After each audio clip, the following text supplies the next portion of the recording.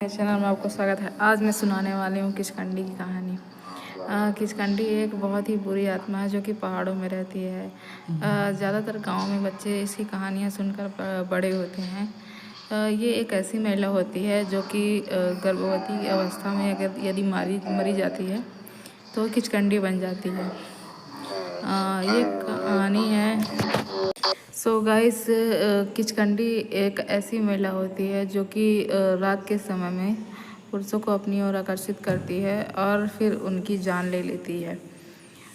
एक बार कहानी है रोहन नाम के एक लड़के की, जो कि रात को अपने ऑफिस से घर आ रहा था। उसे आज काफ़ी देर हो चुकी थी, इसलिए वो जल्द से जल्द घर की तरफ निकल रहा था।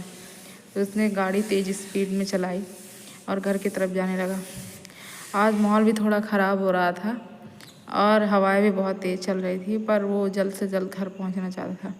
अचानक बारिश तेज़ हो गई तो उसने शॉर्टकट लेना सही समझा और वो शॉर्टकट के एक हाईवे के रास्ते से जाने लगा। उस रास्ते में लोगों पे आना जाना बहुत कम था, पर उसे आज जल्दी जाने की बहुत ज़्यादा ज़रूरत थी, इसलिए वो वहीं से निकलने लगा। आज उसकी पत्नी का बर्थडे था, इसलिए थोड़ा जल्दी जाना चाहता था, पर आज काम की वजह से वो जल्दी नहीं पहुंच पाया था। वो जब हाईवे की तरफ से जा रहा था तब उसे रास्ते में एक सुंदर लड़की दिखी जो कि देखने में बहुत ही सुंदर थी।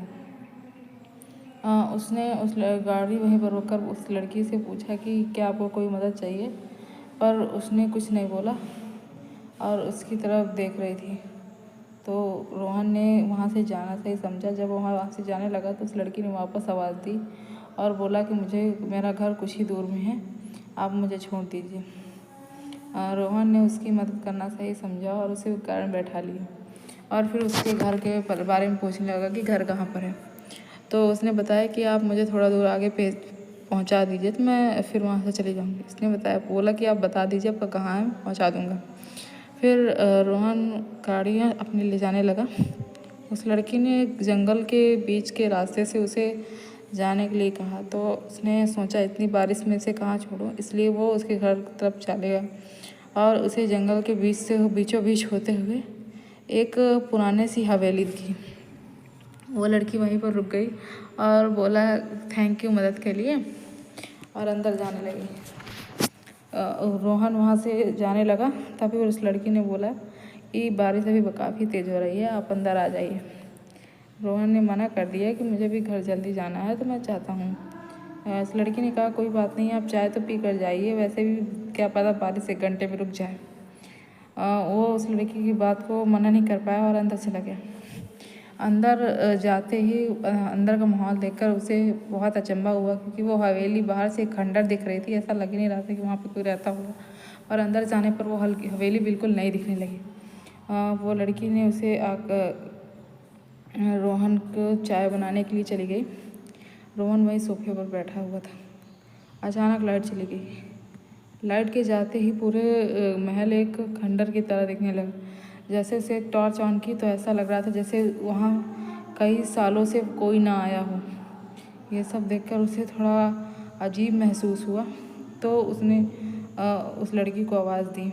उस लड़की ने कोई जवाब नहीं दिया और वो उसे इधर उधर ढूंढने लगा।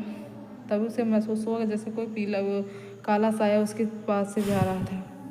और उसने जब पीछे मुड़कर देखा तो उसे कोई नहीं दिखा।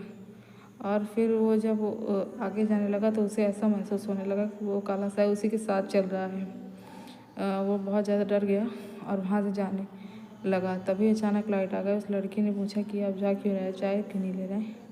तो रोहन ने अपनी सारी बात बताई उसे, जो कुछ हुआ उसके साथ। उस लड़की ने ज़ोर ज़ोर से हंसना स्टार्ट कर दिया। रोहन थोड़ा गुस्से में आ गया, क्योंकि वो बहुत ज़्यादा डरा हुआ था और वहाँ से जाने लगा। तो उस लड़की ने मना किया कि आप चाय तो पी कर जाइए। रोहन बहुत ज़्यादा गुस्से में था, वो तुरंत जाने लगा। तभी उस लड़की ने गुस्से में रोहन को पकड़ लिया और अपने बालों से उसका गला दबाने लगी। रोहन बहुत ज़्यादा डर गया कि एक नॉर्मल लड़की ऐसा कैसे कर सकती। फिर उसने देखा कि उसके पैर उल्टे हो चुके हैं और उसकी आंखें बिल्कुल खून की तरह लाल हो चुकी हैं। उसका शरीर बिल्कुल पीला पड़ चुका था। उसको देखकर बहुत ज़्यादा डर लग रहा था। रोहन बहुत ज़्यादा डरा हुआ था उसे कुछ समझ में नहीं आ रहा था। वो अपनी आखिरी सांसें गिन रहा था। तभी उसने पूछा कि आप कौन हैं?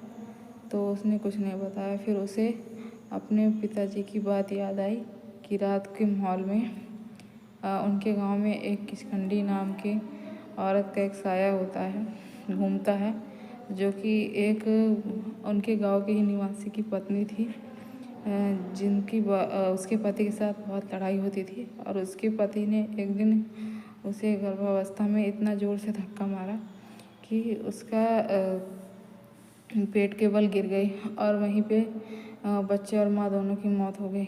चूँकि वो 9 महीने की प्रेग्नेंट थी, इसलिए दोनों मर।